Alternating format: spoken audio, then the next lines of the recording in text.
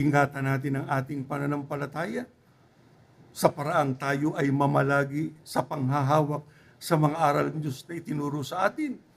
Huwag tayong papayag na maimpluwensyahan tayo ng mga isipan ng kung sino-sino kahit gaano kaganda pa yung sinasabi nila, pero labag naman sa aral ng Diyos para hindi po tayo mapahamak.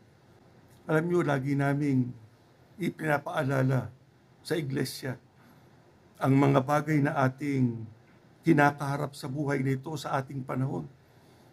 Kasi hindi na natin dapat isipin pang bubuti ang kalagayan ng buhay sapagkat itinakda na ng Diyos yan. Sapagkat malapit na ang araw ng ating kaligtasan. Ang kailangan ngayon ay makapanghawak tayong mabuti sa ating pananampalataya.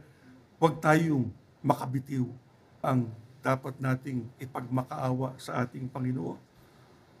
Na yung kanyang pagliligtas, sana'y mamalagi sa ating buhay. Yung kanyang pagsasanggalang, lagi nating matamo sa ating buhay. Pagka ang Diyos ang kasama natin at katulong natin sa ating buhay, yung kanyang pagliligtas at yung kanyang pagsasanggalang ay nasa atin, makalalampas tayo sa lahat ng pagsubok.